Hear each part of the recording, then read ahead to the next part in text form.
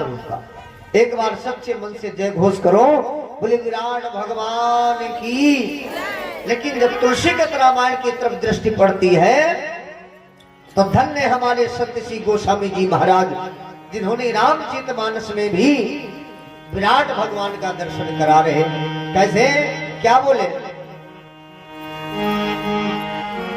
बड़ी सुंदर चौपाई गाई। बोले पद पाताल शीश यज धामा, पूरे अपर लोको अंग अंग विश्राम। पद पाताले पद पाताले पद पाताले शीश यज धामा, अपर लोको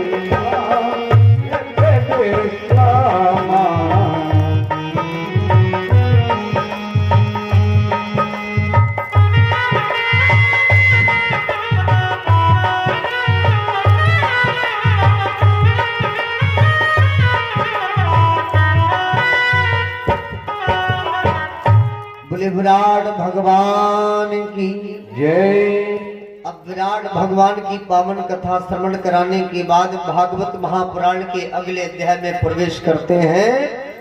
तो अब कथा लगी है सृष्टि की पावन कथा, माने संसार में सृष्टि की रचना कैसे भई, किस प्रकार से भई, किसके द्वारा किया गया, कितना अथक परिश्रम करना पड़ा। एक बात और सुनना, सृष्टि की कथा अगर आपने सच्चे मन से श्रवण किया तो भगवान की कथा चाहे कोई हो, सच्चे मन से अगर भगवत कथा का रस स्वादन करोगे तो कथा का तुम्हें संपूर्ण लाभ, बोलो जरा, प्राप्त होगा, संपूर्ण लाभ मिलेगा। अब पता लगा मन यहाँ रखा है, मन चलायमान है, अगर मैं यहाँ इस मन को थोड़ी सी भी छूट दे दो तो मन ऐसा होता है कि फौरन धरा उठाई का काम करना लगा। इसमें कोई दो राय नहीं। बड़ा चंचल है मन माखी दो एक से, तुलसी सदा लखाए, और कबहू के मोहन भोग पे तो कबहू के मल पर मन बड़ा चंचल है।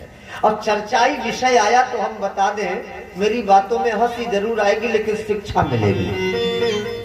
एक राजा साहब का मंत्री बूढ़ा हो गया, बहुत ध्यान तो सुनना, कोई बातें मत करना।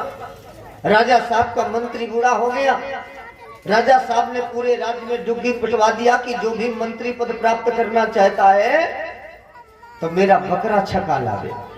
अच्छा एक बात बताओ, यहाँ इतने भक्त बैठे हैं, हर व्यक्ति चाहता है कि हमें ऊंचा पद, बोलो जरा, मर गए कुर्सी की खातिर कहो बंदूकें चल जाती है, सही बता रहा।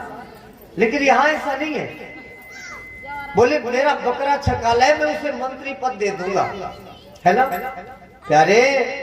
अब सुबह से शाम तक रोज एक भैया बकरे को खूब खिलावे घास, हरी हरी घास खूब नोच के खिलावे, और जब शाम के राजा साहब के पास बकरा लेकर के आवे, और जैसे राजा साहब ने बकरे के सामने घास फेंका, ले भैया बकरा फिर खान लगो। अब जो आदमी भूखो प्यासे सवेरे से शाम तक बकरा चरा रहा हो, है ना, कि मैं मंत्री बन जाऊंगा, और मर गए बकरा शाम के फिर खान लगे तो बताओ दांती नहीं पिसी है। अब वो धर धर दांती पीस, अरे थोड़ी देर न खाता मंत्री बन जाता। कई दिन हो गए लेकिन राजा साहब के बकरे को कोई छका, बोलो जरा, नहीं पाए। एक दादाजी थे, बड़े वृद्ध थे, वो रोज सुनते थे आज भी बकरा नहीं छका, आज भी बकरा नहीं छका। तो दादाजी का मन नहीं मानो ना, उठाई लाठी और लाठी के सहारे राजा साहब के पास आए, बोले साहब तुम बकरा कहाँ है? बोले काहे? बोले मैं छका के लाऊंगा। राजा साहब बोले काहे बुढ़ापा मरो चाह, अब तुम्हारी उम्र नहीं बुकरी बुकरा चढ़ा में, आराम करो। बोले नहीं, छकाने वाली बातें छका करके लाऊंगा।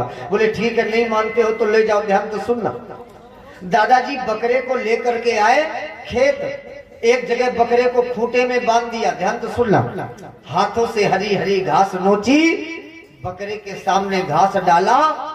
बकरा मने मन बड़ा खुशी, बकरा बोलो अपने मन में पता नहीं क्या हो गया, 15-20 दिन थे हमारी बड़ी खातिरदारी हुई रही है, क्या बात है। लेकिन बकरा को यो नहीं पता कि आज यमराज ते पाला पड़ो है, ये नहीं पता। बकरे के सामने घास डाला और पता है भैया 1.5 हाथ का डंडा लेके दादाजी बकरा के मुंह के सामने गए बैठे। और जैसे दादाजी नारेल और जैसे बकरा घास की तरफ मुंह बढ़ाता है तो सही बता रहा हूँ माता जी दादाजी ओके मुंह में एक डंडा मारत। अब बकरा मुंह फुला के अलग ठाड़ो हो जाता। थोड़ी देर के बाद फिर घास ऐसे ऐसे हिलाया, बकरे के सामने फिर फेंका। बकरा का फिर मन हुआ लाओ घास खाऊं, और जैसे मुंह बढ़ाता तो फिर डंडा मारत। इतना डंडा मारा, इतना मारा सुबह से दोपहर तक कि मैया डंडा मार मार अम्मा बकरा का मुंह सुझा डालो, लेकिन घास का तिनका नहीं खान दो। दोपहर जब हो गई तो दोपहर के बाद दादाजी ने विचार किया यार पढ़ाई तो हमने दम भर करा दी, चलो अब बकरा की परीक्षा ले जाए, काहे कि शाम के फाइनल एग्जाम लगू है। देखना उस घास को फेंक दिया। दादाजी ने फिर हरी हरी घास नोची, बकरे के सामने डाला और 1.5 हाथ का डंडा लेके बकरा के मुंह के सामने गए बैठे। अब बकरा बोलो मर गए आज कौने यमराज से पाला पड़ो है। घास तो बार बार डालता है, जब खाने के लिए मुंह बढ़ाता हूँ तो ये मुंह में डंडा मारत। क्या बताऊं, इतना डर गया, इतना डर गया बकरा। अम्मा घास गाय नहीं देख रहे हो ना। अब दादाजी के मुंह गाय देखो ललचाई दृष्टि से कि शायद इन्हें दया आ जाए हमारे ऊपर। और जैसे दादाजी की मुंह की तरफ बकरे ने देखा तो अब अम्मा डंडा नहीं मारत ना। बकरा के सामने धीरे से 2-3 बार डंडा हिला देत, चमका देत तो बकरा घूम के अलग ठाड़ो हो जाता। बकरा बोलो मर गई तो तैनाते बैठो। देखना तेरा मारने खाना घास नहीं खाऊंगा। देखना अब दादाजी बोले चलो हमारी परीक्षा में पास हो गया, राजा साहब की परीक्षा में पास हो जाए तो शाबाशी। ध्यान तो सुनना। शाम के खूब भीड़ लगी, दरबार में उपस्थित भय और दादाजी बोले राजा साहब से, राजा साहब तुम्हारा बकरा छक गो। राजा साहब ने जैसे बकरा को देखो बोले मर गए, रोज फूलो आवत तो आज यो पखला ठाड़ो। सही सही बताओ तुमने हमारे बकरा का घास है तो खवाई है? अरे बोले महाराज तुम इसके पेट घाई न देखो, घास डालो, अगर यो तिनका देख ले तो जो सजा दे बुढ़ापा माँ में। बोलो जरा स्वीकार। बोले अच्छा। बोले हाँ। और जैसे राजा साहब ने 2-4 मुट्ठी घास बकरे के सामने डलवाया तो ले अम्मा दादाजी की तरफ बकरा खोपड़ी उठा के देखल लगो कि अब तो खा ले भूखर के मारे मरे जा रहे। और जैसे मुंह की तरफ देखा तो पता है बकरे के सामने जैसे 2-3 बार डंडा हिलाओ तो बकरा 2 लाठी अम्मा दूरी ठाड़ो। इतना डर गया। राजा साहब बोले यार आज हमारा तो बकरा छक गया। सही सही बताओ तुम, हमें बकरे को देख करके ऐसा लग रहा जैसे तुमने मेरे बकरे को घास तो नहीं खिलाया। सही बताओ कैसे बकरे को छकाया? तो दादाजी बोले बुरा तो नहीं मानोगे? बोले ना। बोले आपने ऐसा प्रश्न ही कर दिया, बकरा छका दे मंत्री पद दे दूंगा। अरे महाराज मैं तुम्हें सही बता रहा हूँ, तुम्हारे बकरे को छकाने के लिए हमने घास सही बात नहीं खवाओ। बोले फिर का खवाओ जो यो छक गो? बोले सुनो सुबह से शाम तक साहब घास के बल्दे यो 1.5 हाथ का डंडा एक खवावत रहे और इतना खिलाया डंडा कि साहब ये मरत मरत मर जाइए, बस हमें बगल में ठाड़ो भर कर लियो अगर ये तिनका छू दे। देखना तो कहने का मतलब, कहने का भाव ये है कि हमारा आपका जो मैया मन है ना भैया, ये मन भी एक बकरा है।